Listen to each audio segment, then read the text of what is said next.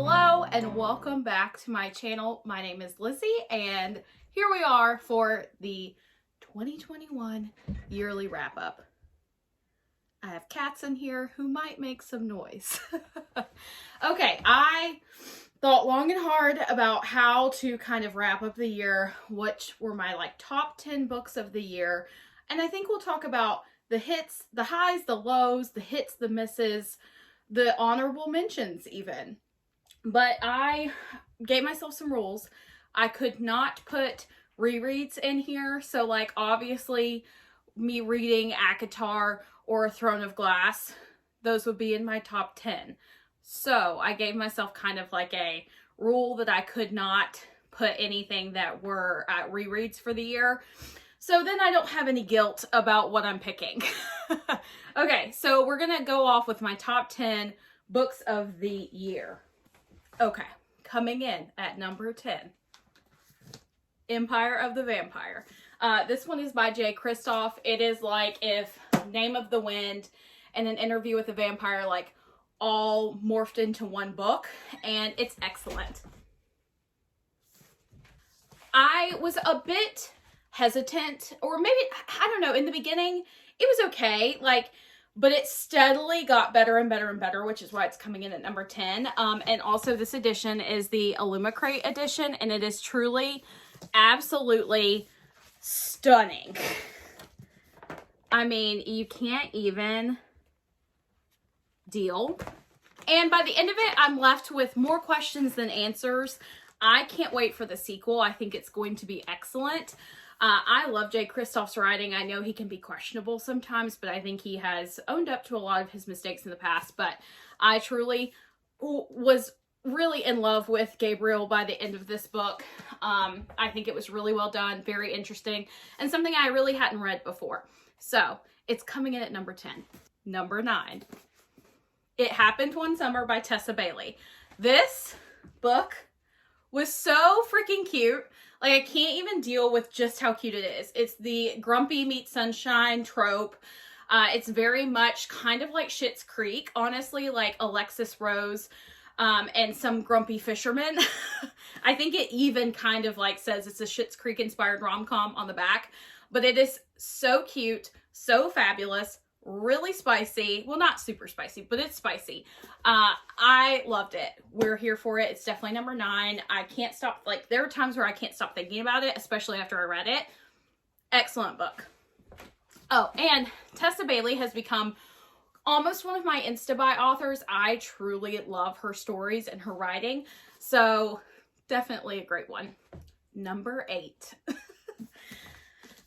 These Hollow Vows by Lexi Ryan. I don't think this is going to come as a surprise to anyone. I feel like this book really took Book Talk and Instagram by storm.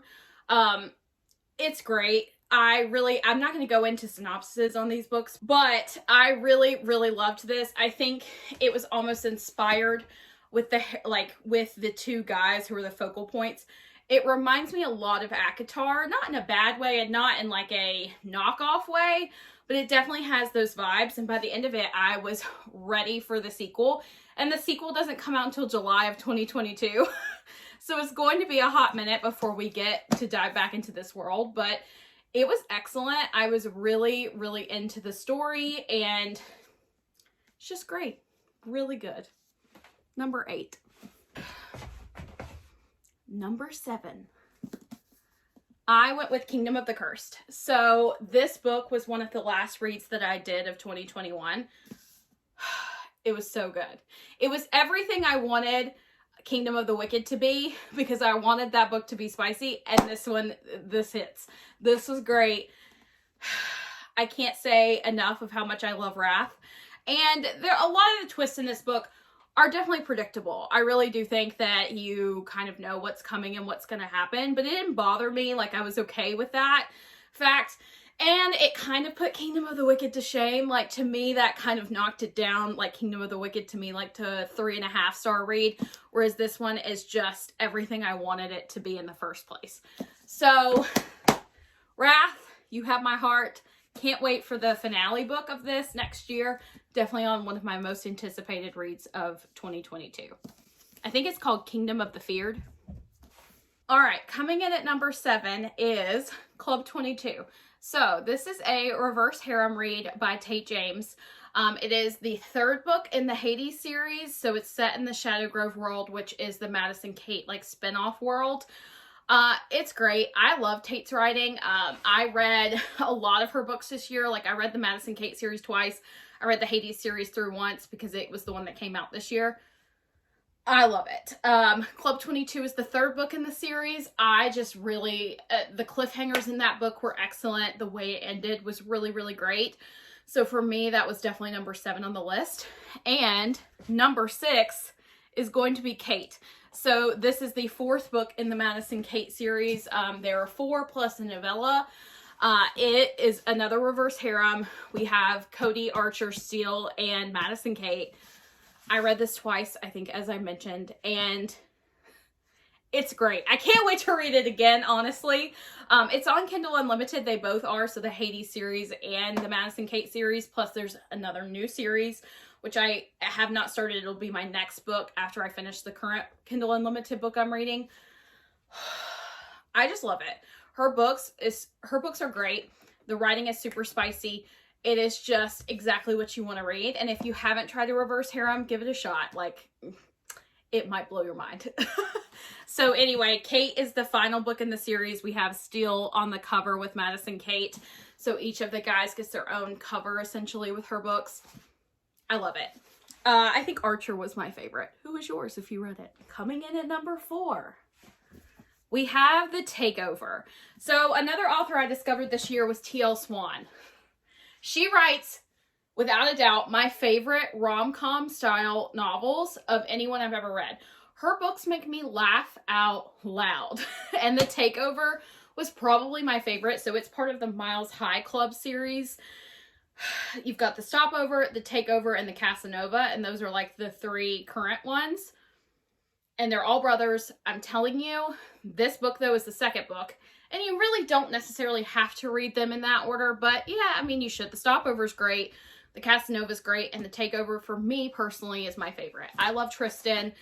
He and Claire's story is so different from anything I've ever read because she's kind of a widower with like 3 kids and they're teenagers, essentially. Well, one's like 17, 18. And then we have like a 13-year-old, and then we have like a younger, like 5 to 7 age range kid.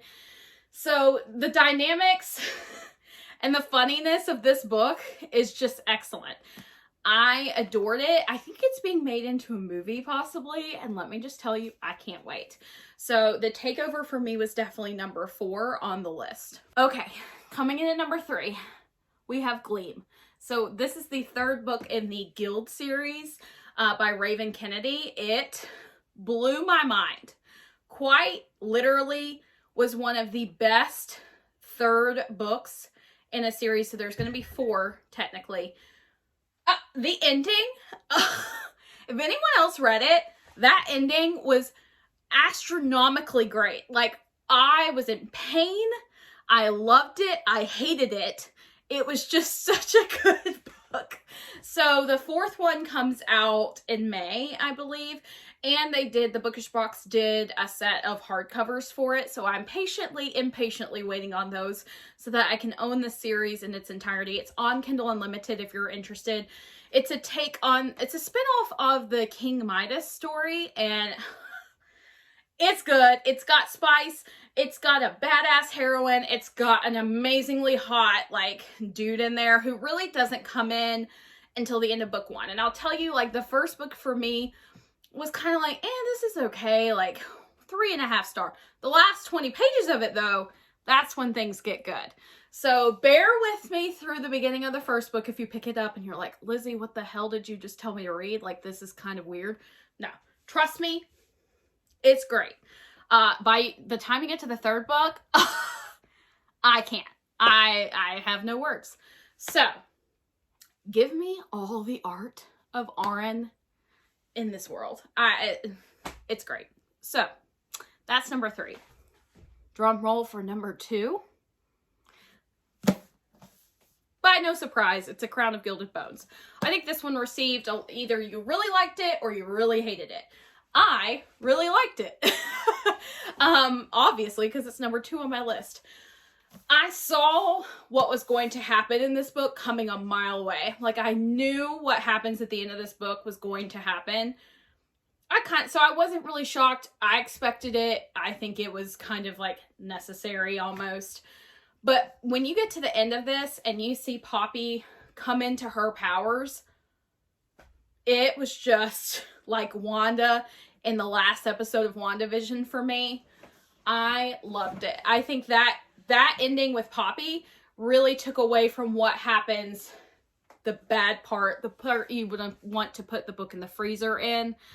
I think it makes it okay. Because we know it's going to get fixed. It's going to be fine. So I'm impatiently also waiting for A War of Two Queens to come out this year.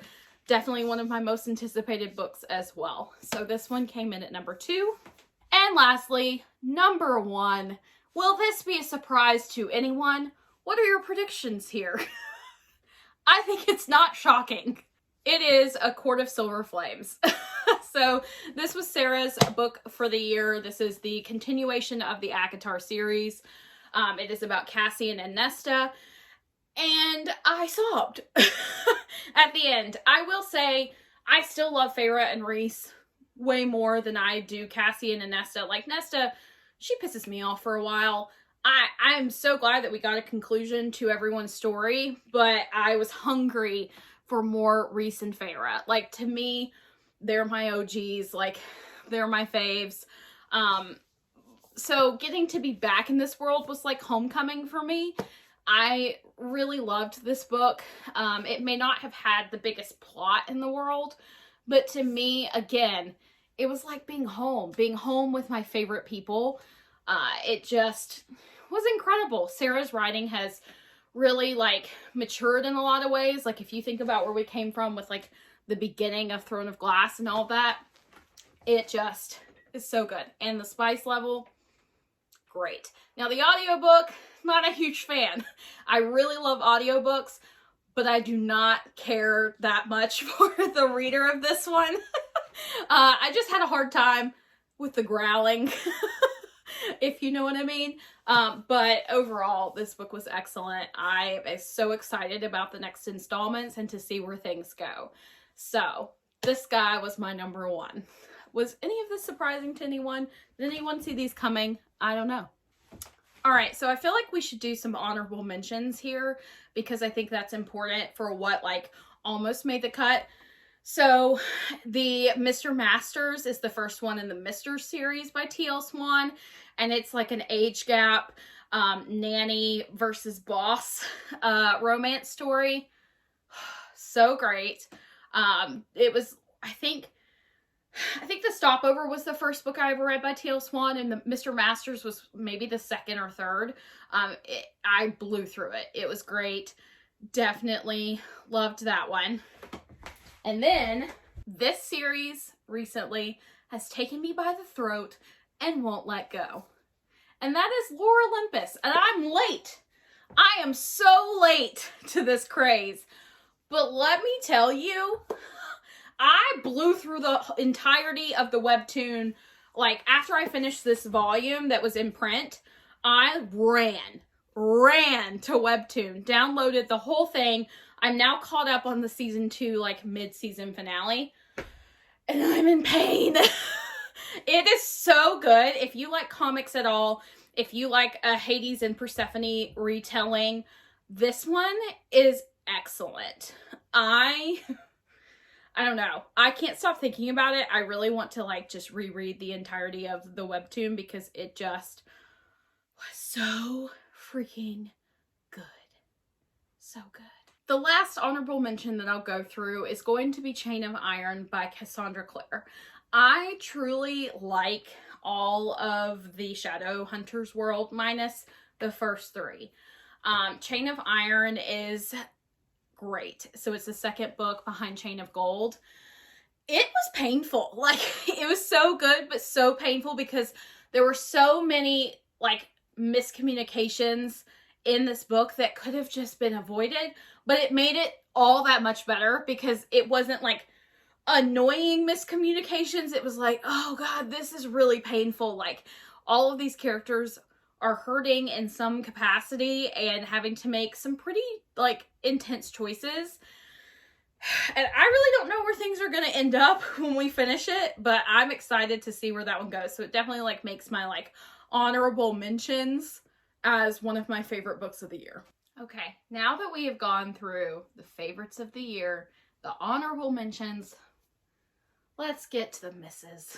And maybe like, this is my opinion, and you could quite possibly love these books, and that's great. People have very different opinions on books, and these are just my personal ones. The first miss for me was definitely A Touch of Ruin. I read A Touch of Darkness, I think last year. I don't know. I read it sometime. Maybe it was earlier this year. I really enjoyed it. It's a great Hades and Persephone retelling. And then I read A Game of Fate, which is the same book, but in Hades' perspective. And then I went back into A Touch of Ruin. And it just blew it. I did not like what was going on. It was very much like miscommunications, but annoying ones. And I could see where things were going, and it was really getting on my nerves. And if they would just talk to each other, we could avoid all of this. And so I quit. I DNF'd it. It was just a miss for me. I have kind of just put that series aside. I'm going to pretend it all ended with A Touch of Darkness and go from there. Because I did really like that book. And the last miss of the year, which will come maybe at no surprise to you, because I think I talked about this in a previous vlog. Blood and Honey. I did not like this book. I read it because here we are, and I really liked Serpent and Dove, but this book, I could barely get through it. And I really don't want to read God and Monsters, but I want to see how things end up. This book was painful for me. I don't know why. It just, it was not what it was in the beginning to me. In the beginning, it was like a romance between two people who were complete polar opposites, and it worked. And we lost all of that in book 2, in my opinion. Blood and Honey was just not it. I think I rated it 2 stars by the end. And it makes me sad because I really, like I said, I really liked Serpent and Dove, but this one just was a complete and utter miss for me. Maybe God and Monsters will redeem itself completely. I have no idea. But this one was on my list of no's for the year. But really, out of all the books I read, which was 100 books for the year, I really only had, I think, 2 stars, and it was that one and this one. And I'm pretty generous with my ratings. Like, I probably am more generous than I should be, but whatever. It's my personal rating. I can rate things whatever the heck I want. So mostly things get 5 stars. But this one, not so much. Thank you so much, guys, for being with me throughout 2021. My channel is growing, and I love to see it. I'm so happy about it, and I love getting to share reading with all of you guys.